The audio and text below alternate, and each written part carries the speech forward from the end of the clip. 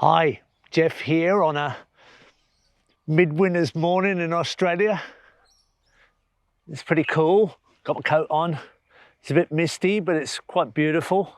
I'm in the middle of an earthworks course here, and we've finished the earthworks, and the second week is the rehabilitation through planting and finishing the job and sort of farm forestry recovery after earthworks. But we've built a swale, and we've done some drainage work and crossing pipes and planted up batters. We've done a little canal crossing for a track, and we've done some readjustment of overflows through a sequence of 3 beautiful, small, exquisite ponds, which are a beautification project.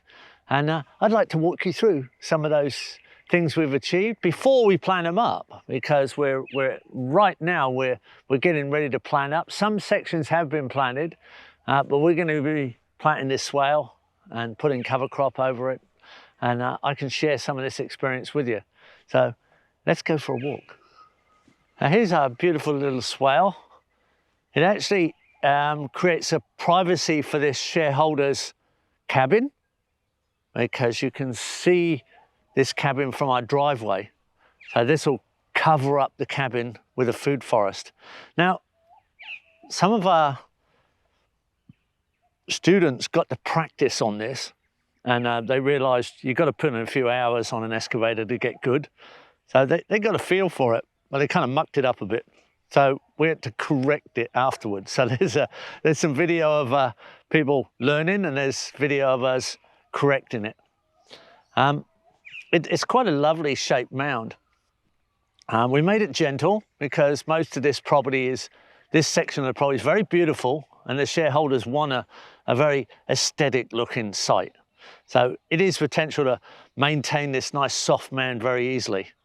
One interesting part of it, here's young Dusty here, always with me now, is that over on this end, it's steeper, and so the back cut's higher, and the mound is larger and falls away down the steeper slope. So the back cut's longer because it's steeper, and it's a little bit too long there because someone made a mistake, but we straightened it up.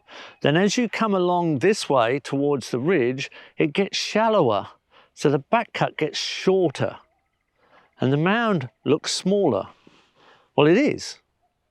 For the same level in the bottom, the shallow slope has less material. Pay attention, you flatland people, because this makes it so much better for you and so much easier for you to hold the same amount of water with less earthworks. So out there, if you look, the mound is smaller, the back cut's smaller, and as we go towards the valley, it gets steeper on the back cut and bigger on the mound to maintain the level in the bottom of the swale. Now, just to prove this was level, we had a laser level running, you know, not everybody believes technology is true. We put a hose pipe in here. That's what the 2 rocks are for. Nice patterns. I love the patterns of water. It's great. So we've got these beautiful flow patterns. A little bit of an erosive pattern there. Nothing to worry about. That's what the one rock is holding down the hose pipe coming from a water tank up there. We're actually using drinking water. And then that was a splash rock to take the impact. But look, you've got a beautiful little spludge of silt there. Quite nice. And now we've got tracks in the swale where birds have been walking along. But you can see the wet patch. You can see the wet. We filled the swale a little bit to prove that there was a level puddle of water all the way along. And if there was a deep spot, that's where it was deep. And if there was a little island, that's where it was shallow. Dead easy. Water does not lie. It actually does lie flat. So you can just prove that it's all flat by flooding her up a little bit. Now, we raked it, we sort of dressed it a little bit, and right at the end here, Because you're on steeper country, you've gone into the subsoil a little bit. It's inevitable. So it's holding a little bit more water here, but we created a little level sill. It needs to be whippersnipped, or the grass needs to be cut, but that area there is perfectly level. You can see our red spray mark there. That's perfectly level right there. So that's the height. That's the height the water will sit in this swale. It will actually sit 200 mil, 20 centimeters deep, which is 8 inches in the imperial. It'll overflow there very gently. It's not a lot of catchment. We don't need a huge level sill. And then it will go on down here. For now, it will just go on down and join the valley, the gully, where the trees are there. So that's a nice little exercise, all quite achievable, even with people practicing on the machine. Not too big to get it complete. And now it won't be too big to put the cover crop in, which will be an annual vetch at this time of year, vetch cover crop, and a scatter mulch so that it actually green over. And we can put perennial ground covers in that'll probably be all right at this time of year in our climate. And the shareholder will be able to start planting trees.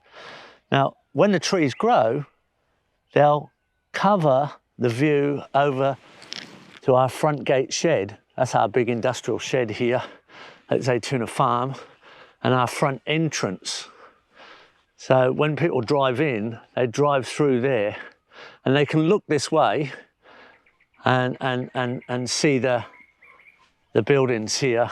They can see the accommodation building right behind me. There's a couple of tiny houses on this shareholder and they're very nice. So this swale, once it's all covered in trees, will cover that up. There's a privacy belt as well as a potential food forest well. Lovely stuff. Well, now I'm right at the top of Zaytuna Farm, and this is one of our main irrigation dams. We have a solar pump here pumping up to a big header tank at the highest point of all. But here we've been doing some crossing pipe work. Let me show you what we've been up to. This is basalt soil up here, so it's very solid. And what we've done is we've put a recycled road pipe in. We've got a big concrete recycled road pipe. And we've put it across the canal. So this meant excavating a track off this high paddock here. So coming down from there, we've put in just a normal farm track. And that means we've cut off the bank there to gain a bit of material. We sloped it back so it's a nice stable back cut. And we've started the process. We need a bit of gravel now, a little bit of extra material. But we're letting this settle in. So this is a very basic farm crossing across our canal, because we have a canal here. It joins two ponds together. So there's a pond down there, or in Australia we call it a dam, and it's called Pinchin's Puddle. We're on Pinchin's Road, and it connects through here to a dam, our highest irrigation dam, that we call Tinker's Bubble. Tinker's Bubble is a good catchment dam. It's fed by a long swale connecting to that canal, and all this hill country above us, which looks quite beautiful in the mist early in the morning here. There's a large catchment on this one. So our recycled concrete road pipe came out of some earthworks and we got given. We've been able to place it in the bottom of the canal here, and we could actually build a sluice gate in here and control the levels later on. But first off, we're just putting this crossing together. Not quite finished. So quite often you run out of time in your schedules and your curricula, but the students got a pretty good idea of how it goes with a crossing pipe, how you lay it in the base of a swale or a canal and get yourself a nice stable crossing built. Because as your landscape gets more and more busy, your access needs to be buffered up and secured. So it's quite a beautiful thing to be able to show the students. So we have quite a steep bank edge to the access track here. There's already an overflow pipe here from a tank, but then all the way along the edge, we've divided and planted vetiver grass as the minor clumper and bamboo. So we've got quite large bamboo, and then we've got vetch and seeded on there, and we've got sweet potato and Singapore daisy. So a few tools lying around, but anyway, it's all been planted along the edge there with vetiver, and in the banks in different spots is black sugar cane, another clumper that's been put in. And we go right the way up here. There's a large bamboo clump there. Well, it's all the same clump. They're all been separated with an excavator when they were pulled out. And here's the crossing pipe. So our roadside bit, this is the fill side. So the roadside slope stability planting goes right the way up. And here we have a large crossing pipe. And that comes across from this side, where we're right below a large water tank. And we have an input here. So there's a pit and a grill. So if I pull that off, you can see that that's the entrance to the pipe. This is a plastic or polypropylene pit you can purchase. And the pipe entry point is right there. Oh, let's get that in properly. That's all being cemented in, so it's nice and stable. And any water coming down the side of this track, and we're going to direct it here, comes down into this pit through the grill and crosses across the track and is aimed straight at that big bamboo, which is going to take the impact if there's a large flow.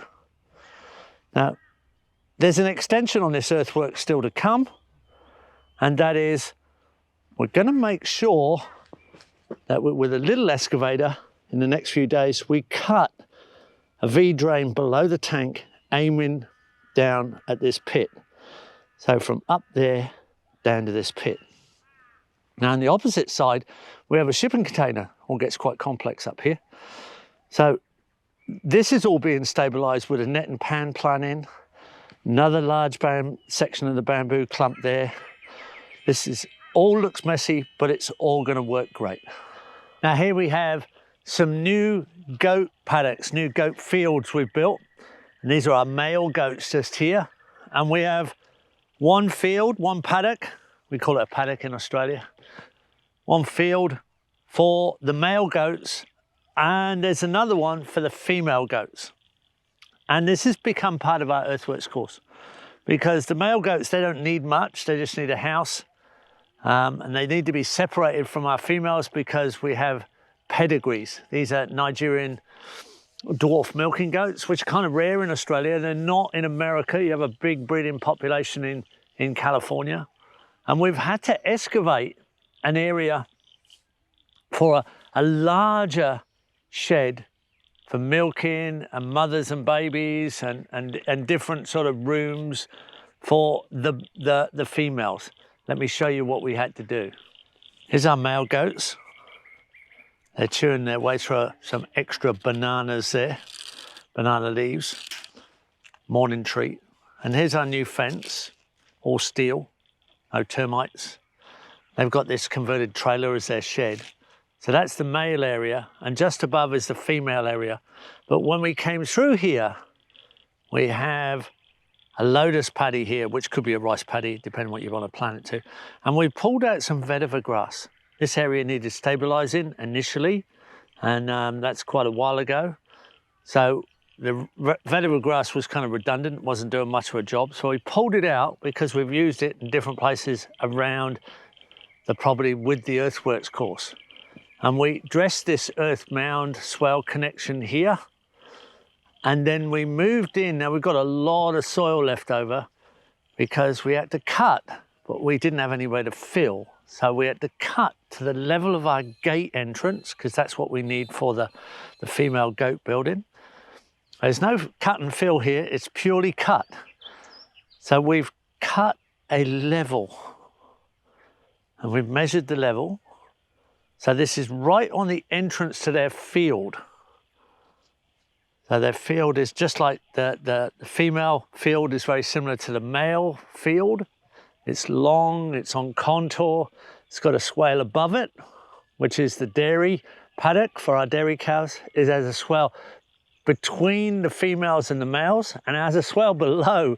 There's a very heavily swelled area. So there's a lot of nutrient from the dairy cows up above, nutrient from the female goats, and then the male goats, and on down the nice productive Central Valley. But what we've done is we've cut a level that lines up exactly with our gate level. So we can deliver straight in here, in and out. We can service the more complex female goat area. We've still got to tidy it up. Earthworks courses are always left with a bit of a mess. We have to clean up the edges because we don't get it all done and finished. You can hear our dairy calves here wanting to be let out after mums have been milked. We let mum cows bag up a bit before we let the calves out, but they're all right. And we have a surplus of topsoil, really nice topsoil.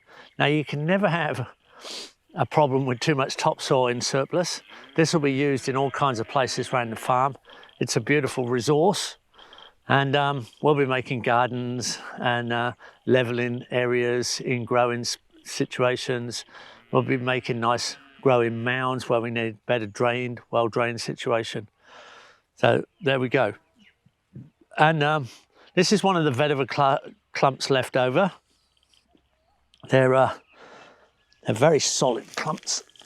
You get a lot of divisions out of those. So this is I can hardly lift it. I don't think I can lift it with one hand and the camera. But those are our vetiver clumps. We've pulled out a lot of them, and they're all going to produce clumps like that as we divide them and put them out around the property. So another part of the earthworks course, showing how you make a nice level building scape. And this is an interesting situation with that swale at the top, the swale in the middle between the two fences. And our shareholder here has 5 children, so I can imagine them racing up and down the swales. It now allows us to plant right next to the fence, which will be hangover food for the goats, but also quite good fruit trees can be planted right along the edge of the goat paddock now, and they'll get lots of fertility. And then we have another swale at the bottom, so the 3rd swale at the bottom. And now we've got water supply here already. We can plant this to a beautiful food forest. This is our lotus paddy. In the winter, the lotus kind of die off. They don't look so pretty. In summer, they look gorgeous. And we can empty it at any time. Usually, we empty it in winter, not any time. And we can get the roots and dig up the lotus roots. But this is at the top of a system they put in where we readjusted and reshaped the spillway connections between 3 little ponds. Let me show you exactly what we did and why we did it. Here's our lotus paddy. It's about 2 foot deep, but it's got 1 foot of soil in it to grow the lotus, or if you wanted to switch it to rice. Now, right here is an overflow. You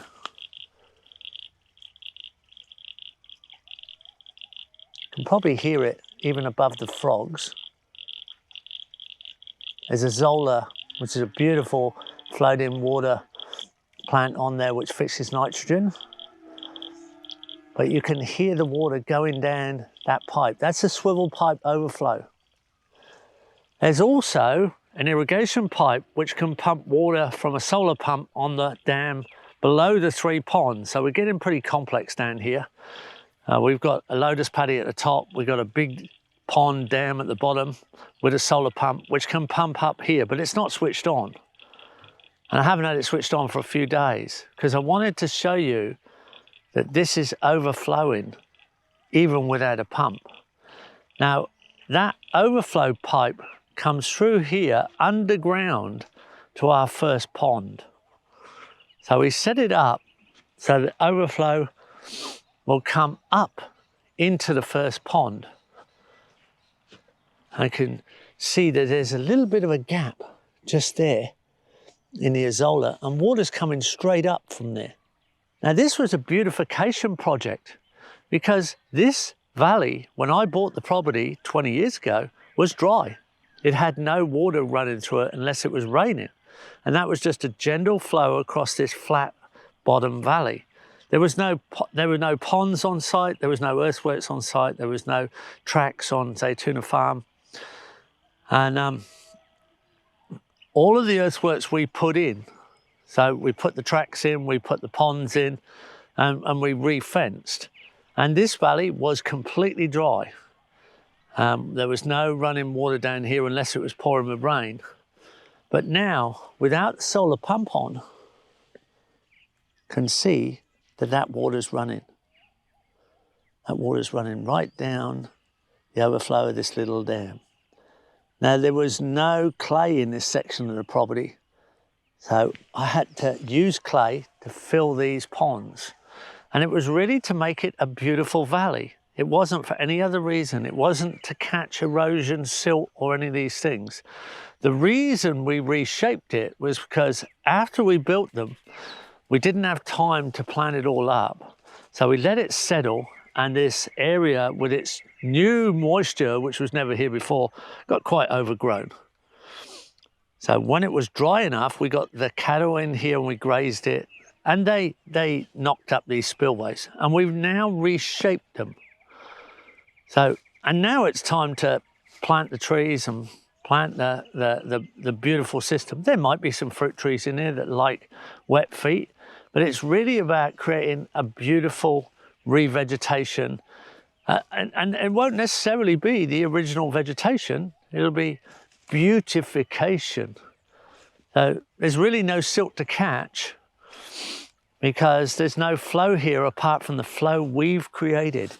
We created that flow. That flow is created by swales. There are 7 swales above us on this system. So this is the creation of kind of like subterranean water flow, spring flow. This is water coming through the landscape, not over the landscape. When it rains heavily, we do get some flow coming over the landscape, of course, but when it's not raining, there's no water at the surface. This is subterranean flow. This is springs, really. They're swale springs. I don't know what you call them. They're springs created by swales. Now, right at the very bottom, each little pond has 2 spillways, and then they join at the next pond, and the very last one joins together. Now, here they are. We've got some vetiver grass on the little mounds we've created, all the way from the top up there where I started walking, all the way down to here. You've got the flow of water coming through. And right at the bottom, we've got a tiny little gabion just to create a bridge here, really, but also to make sure that there's a last filter. So here's like, my shadow's in the way. There's a last filter here of a little gabion that goes on down to our final pond. Now, actually, this final pond is leaking at the bottom. So it fills up and leaks back down. So we don't always get it right. And this is right where I live. So I've inherited the pond that needs fixing. And we're going to run a how to seal a leaky dam course on this one for those who want to learn. As we've had a go a couple of times, we haven't succeeded.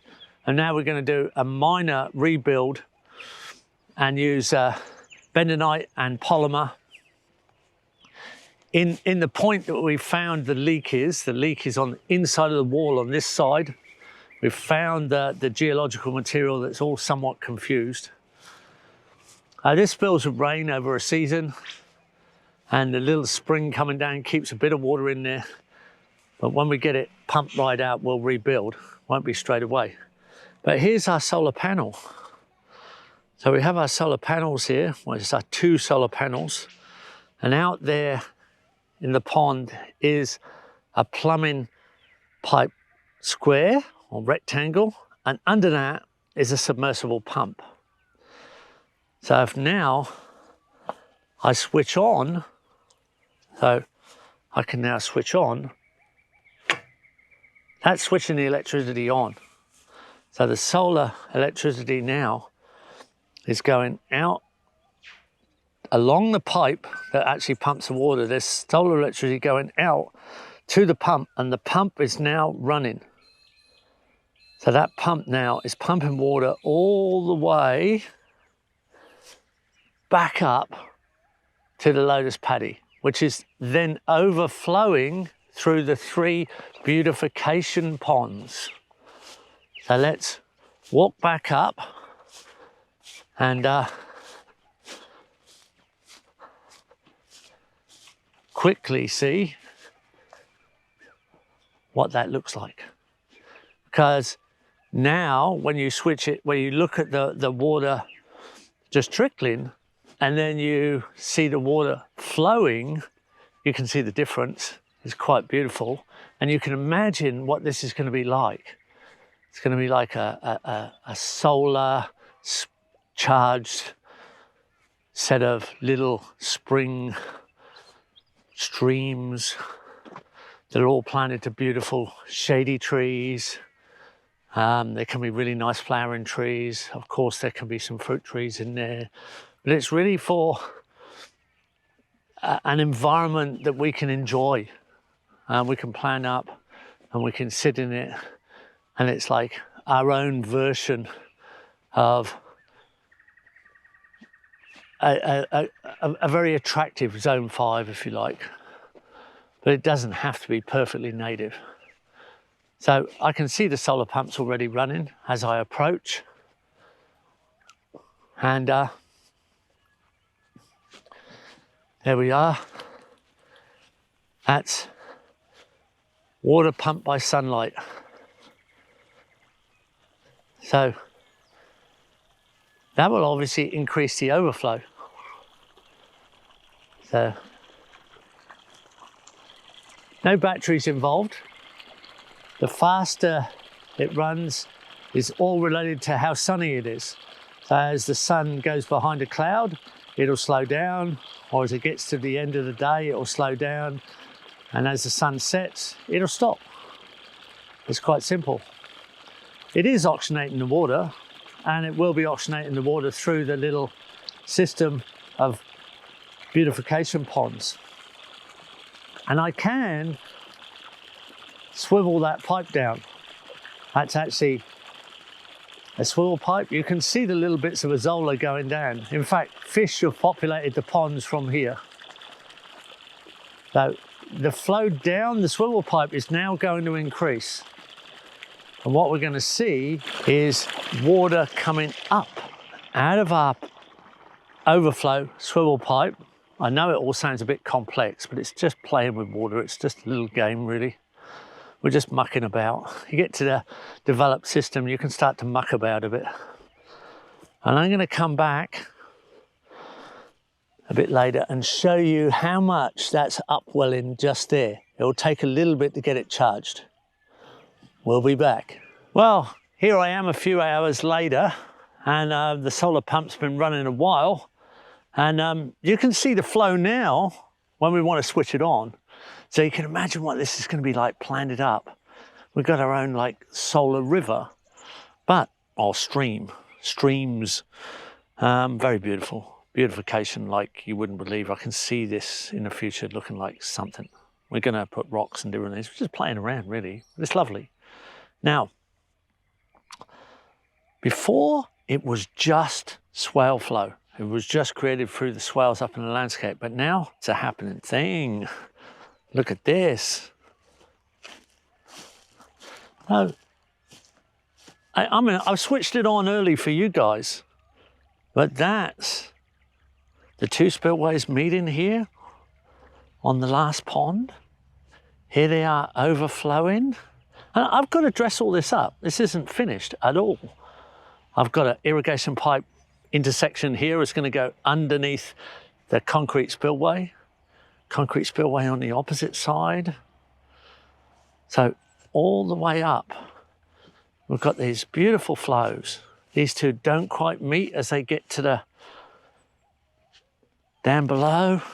Here's the imitation dam wall. Well, it is a dam wall, but it wouldn't hold water until we put the clay in. And then our last one, and that's a considerable flow we've got now. It's a really nice flow. That's actually the flow of the solar powered water. Now here we are coming through, and it's just a creative expression of the landscape potential, I suppose. Now, there's the upwelling of water. That's the water coming straight up because we've got an elbow. You can see the pipe there. There's an elbow coming straight up into this top pond, which is creating that overflow. That's literally what's creating the overflow. So if I go right up to the top, here's our water coming in with the solar power. And now you can see the water going down the swivel pipe is considerably larger. It's almost a third of the swivel pipe. So great sharing this with you. It's a beautiful thing that you get to do as you develop a system and get it more advanced. You can play around with perceptions of paradise, I suppose.